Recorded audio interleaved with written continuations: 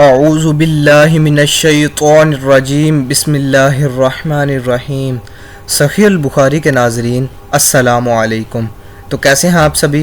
امید کرتا ہوں کہ آپ سب خیریت سے ہوں گے۔ تو دوستو، آپ میں زیادہ تر لوگ انٹرنیٹ تو یوز کرتے ہی ہوں گے، تو اس کے ساتھ آپ کو یہ بات بھی پتہ ہوگی کہ کیسے غلط احادیث بنا کر لوگوں کو گمراہ کیا جاتا ہے۔ تو ناظرین، میں جو حدیث آپ سے شیئر کرنے جا رہا ہوں وہ میں نے کسی عالم دین سے نہیں سیکھی، بلکہ وہ حضرت امام بخاری رحمۃ اللہ علیہ کی عظیم کتاب صحیح بخاری سے لی گئی ہیں۔ صحیح بخاری کی حدیث نمبر 1، حضرت علقمہ بن وقاص لیثی کہتے ہیں کہ میں نے حضرت عمر بن خطاب رضی اللہ تعالی عنہ کو ممبر پر یہ کہتے سنا کہ میں نے رسول اللہ صلی اللہ علیہ وآلہ وسلم سے سنا، آپ فرما رہے تھے اعمال کا مدار نیتوں پر ہے اور ہر آدمی کو اس کی نیت ہی کے مطابق پھل ملے گا۔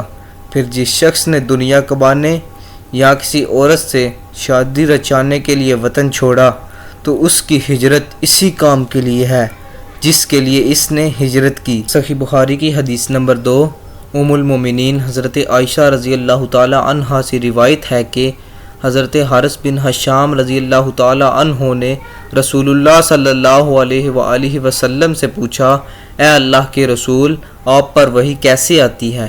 تو رسول اللہ صلی اللہ علیہ وآلہ وسلم نے فرمایا، کبھی تو وحی آنے کی کیفیت گھنٹی کی ٹن ٹن کی طرح ہوتی ہے اور یہ کیفیت مجھ پر بہت گراں گزرتی ہے، پھر جب فرشتے کا پیغام مجھے یاد ہو جاتا ہے تو یہ موقوف ہو جاتی ہے، اور کبھی فرشتہ انسانی شکل میں میرے پاس آ کر مجھ سے ہم کلام ہوتا ہے اور جو کچھ وہ کہتا ہے میں اسے محفوظ کر لیتا ہوں۔ حضرت عائشہ رضی اللہ تعالی عنہ کا بیان ہے، میں نے سخت سردی کے دنوں میں رسول اللہ صلی اللہ علیہ وآلہ وسلم کو دیکھا کہ جب وحی آتی تو اس کے موقوف ہونے پر آپ کی پیشانی سے پسینہ بہہ نکلتا۔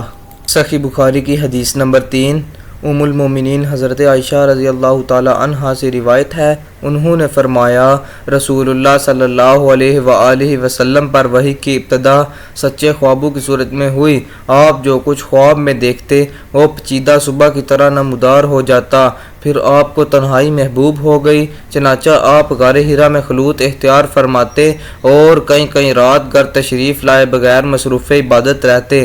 آپ کھانے پینے کا سامان گھر سے لے جا کر وہاں چند روز گزارتے، پھر حضرت خدیجہ رضی اللہ تعالی عنہا کے پاس واپس آتے اور تقریباً اتنے ہی دنوں کے لیے پھر توشہ لے جاتے، یہاں تک کہ ایک روز جب کہ آپ غار حرا میں تھے آپ کے پاس حق آ گیا اور ایک فرشتے نے آ کر آپ سے کہا پڑھو۔ آپ نے فرمایا میں پڑھا ہوا نہیں ہوں، آپ کا فرمان ہے۔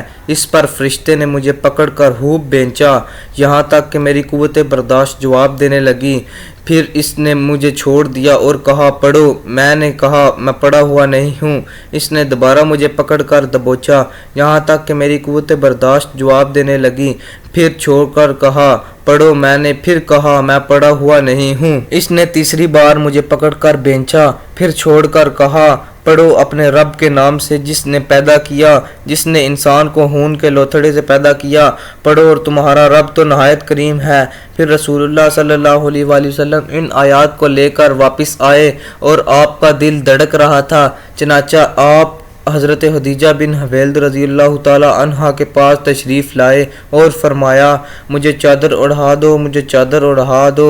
انہوں نے آپ کو چادر اڑا دی یہاں تک کہ آپ سے خوف زدگی کی کیفیت دور ہو گئی۔ پھر آپ نے حضرت خدیجہ رضی اللہ تعالی عنہا کو واقعے کی اطلاع دیتے ہوئے فرمایا مجھے اپنی جان کا ڈر ہے۔ حضرت خدیجہ رضی اللہ تعالی عنہا نے کہا قطعاً نہیں، اللہ کی قسم، اللہ تعالیٰ آپ کو کبھی رنجیدہ نہیں کرے گا۔ آپ صلہ رحمی کرتے ہیں، درماندوں کا بوجھ اٹھاتے ہیں، فقیروں محتاجوں کو کما کر دیتے ہیں، مہمانوں کی مہمان نوازی کرتے ہیں اور حق کے سلسلے میں پیش آنے والے مصائب میں مدد کرتے ہیں۔ پھر حضرت خدیجہ رضی اللہ تعالی عنہا رسول اللہ صلی اللہ علیہ وآلہ وسلم کو ساتھ لے کر اپنے چچا زاد بھائی ورقہ بن نوفل بن اسد بن عبدالعزیز کے پاس آئیں۔